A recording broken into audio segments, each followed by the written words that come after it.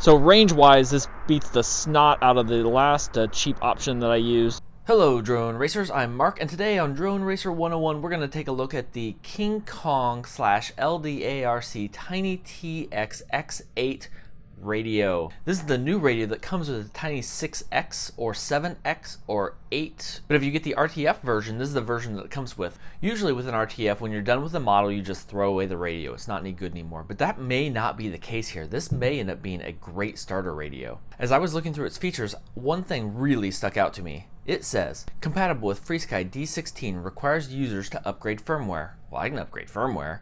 Also, there are RX 800 Pro receivers available for it. So you can either get receivers that are compatible with other models for this radio, or it'll run FrSky. None of that matters if the radio is no good, so let's take a look at it first before we get into it too far. Now this is not from the RTF box, this is one I bought by itself. It's about $35 right now.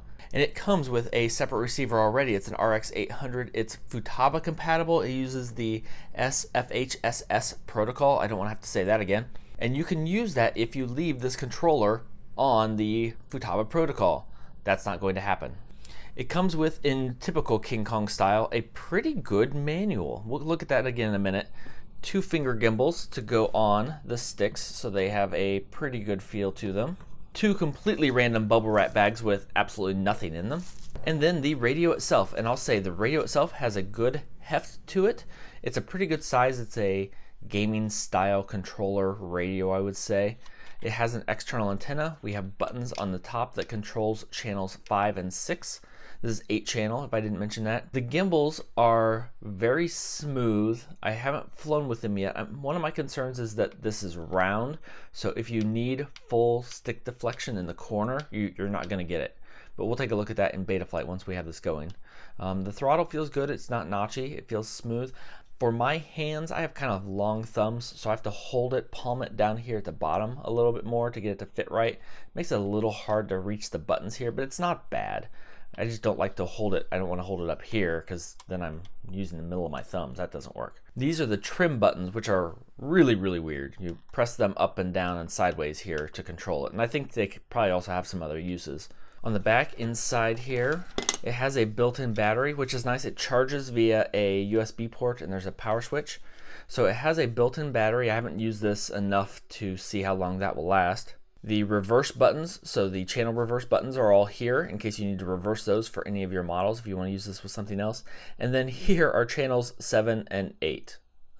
Not convenient at all. So technically it's an 8-channel radio, but to get to 2 of them you have to actually open the bay. Maybe if you're using this with multiple models, you wouldn't mind doing that if you want one way and one the other. I don't know that those are ever going to get used. And it seems there's listed here 9 and 10, and I'm not exactly sure what these are. There might actually be 2 more channels available. It may actually be a 10-channel radio, and you can possibly wire these up separately. I think before you get to that far, you're probably going to be upgrading to a Tyrannus. But that's part of the deal I like about this. Hopefully you can get it. You can get a ready to fly Tiny6X, and you get this radio, and then you want to get something bigger, and you can either use this receiver, or probably a better option is flash the firmware on this and start installing FrSky receivers, because you won't want to use this forever. But if you can have all your models ready to go and then you get a Tyrannus as an upgrade, this could buy you some time and meet the starter budget for a lot of people. That even $100 radio price is intimidating for a lot of people. So if you already have one of these for an RTF kit and you can use it,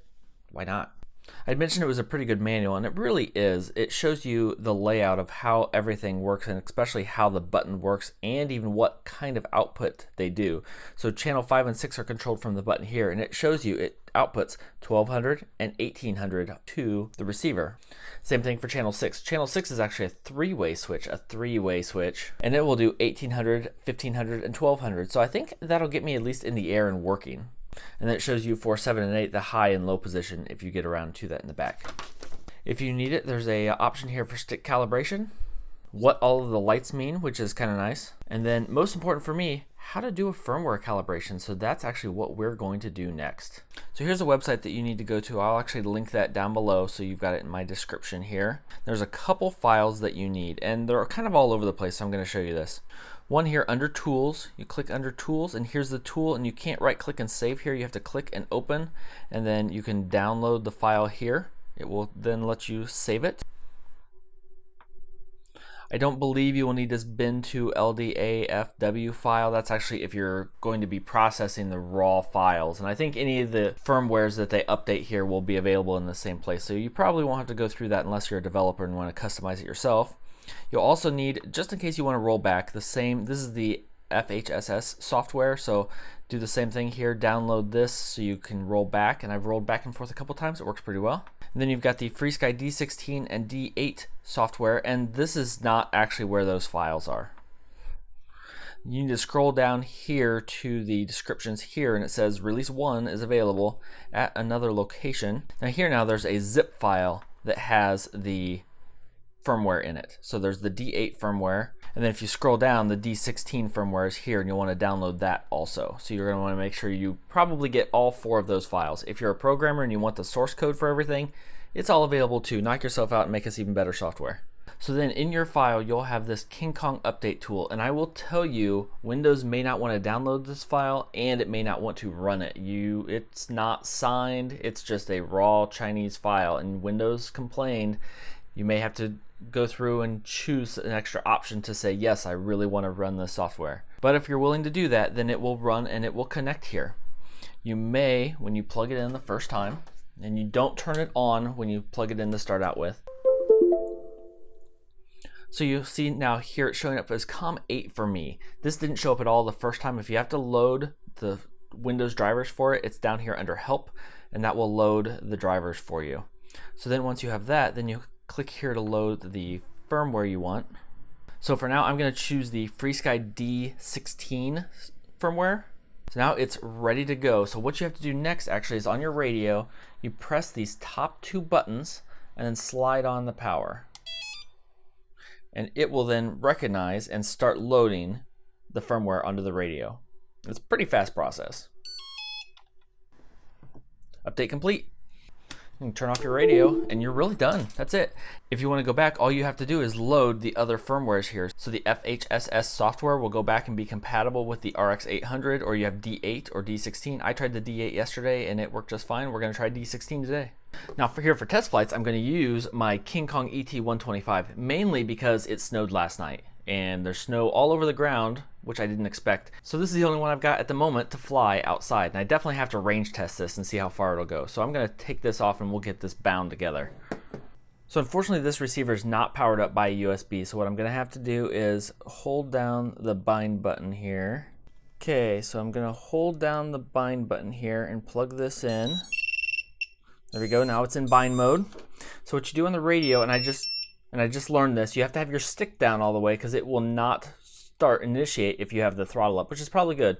So then you hold down the left trim button and turn this on. There we go. And we have the Imperial March. But we're bound. I'll power cycle both of these. There we go, green light. Now I will plug this into Betaflight. So because my battery is connected, I did go ahead and take off the props. Usually if I'm just using USB power and I can get away with that, I don't. But if I have to connect a battery, then I'm powering the motors, you need to take off your props. Okay, here what we want to do is take a look at the receiver first. And I think it's going to be all wrong because I believe they've set this up as AETR. Yep, there we go. That looks good. And wow, look how centered those are. I'm guessing it's because they have a bigger dead zone. They do. But that's just fine. That's actually really, I kind of like that. So here we can see on the radio when we move, we go up to 1900. So we've got about 1080 to 1900. And that fits within the stick high and low threshold.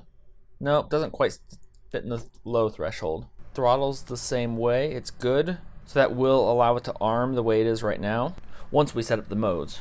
Here's channel 5, which will be aux 1. So it's 1200 and then 1800, and it shows you on here. So we're red, and this is going to be my arm. Green is armed, and that's actually working right now without having to change anything. And then channel 2 here, I'm going to check the modes before we make any changes there. So modes look like it's going to work just ready to go too. So angle and horizon and air mode will be in aux 2, and that's going to be button 3 here. So we're in angle mode, horizon mode, air mode. So you can see it right there, which channel you're on, and that works pretty well. Unfortunately, I don't have a way to enable turtle mode. That's going to be the biggest downside here. If I end up in the snow, I'm going to have to go for a walk. I suppose if I get super desperate and I really don't want to, what I could do is if I go here, take off this cover, flip switch 8, that enabled flip over after crash. So that's not good. I mean, that's not good at all. But if I don't want to walk and I can enable turtle mode remotely that way, I might do it. So now we're going to do a test flight inside before we take it outside because it's still dark out. And there I lost signal because the radio was too close. Okay, so I've got this set. I can't actually see the radio. You can, but we'll see how this goes. It's a whole new feeling. We're just going to try some quick laps inside, make sure we don't have any major problems. It's definitely a different feel. I don't get a lot of feedback on them. They're so smooth. I mean, they're almost too smooth. Throttle control is a little difficult inside, partially because it's so smooth. I wish there was a little more resistance. After a little more testing, we may see if I can open them up. And this is also, just as a reminder, this is an ET-125, so it's way too powerful to be flying inside. This isn't normally one I would fly inside. I just want to do a test to make sure it works. So I'm going to call that successful. Now we'll go outside and give them a shot. So I'm just going to do some line of sight tests first. I've got the goggles going, but I don't want to wear them. So there, control is good. Control is bad. Nope, it's coming back. I thought I had lost it. It's hard to tell with the angle. So it went as far as I could keep orientation, really, and didn't have any problem. So outside here, I'll say the controls feel great. Inside, this just has too much power and too much speed, too much throttle for flying. So there we go. So there, we're still good. I'm probably 75 meters away. There, still have good control. Alright, we're going to bring it back and switch to FPV view so I can test the full range. What I should do is pull my car into the driveway, and fly from there. Look, everything is white. So here, I'm just going to do a range test, and we'll see if I lose control. It seems really good so far. No issue at all. This has a XM Plus in it, just as a reminder. So there I am at 200 meters with no issue whatsoever. There's about as far as I can go at 250-ish meters. Yeah, that's full range. I'm going to call that full range. So switch to angle mode. I can't see where the ground is. These trees are pretty much the only orientation I have to go off of. So range-wise, this beats the snot out of the last cheap option that I used for FrSky, and that was D8 only. It feels a little choppy, I'm gonna say. It just doesn't feel smooth. It feels very digital. And I don't... So range-wise, super impressed. No problem there at all. But the throw... Maybe it's the rates are wrong that need to be fixed. I bet we could tweak this out and make it okay. Right out of the box with my rates for my Tyrannus. Doesn't feel quite right, but I only have one battery charge, unfortunately. And it's beeping at me. It is angry. Oop. So that's one thing to get used to. I disarmed it. See, so I wish it was an audible tone to tell you which button you were on. So if I just arm here, yeah, we're fine. Everything's good. Battery's still low. You have to very definitely get used to the controls the way they are. Okay, it's been a couple hours and the snow is mostly gone. I've done some playing with this radio just to see if I can tweak it and change it. And oh, that's better. Still not. Ooh, I seem to have some oscillation with the drone. So it's still very, it's so snappy. And you know what? I kind of wonder if it's better.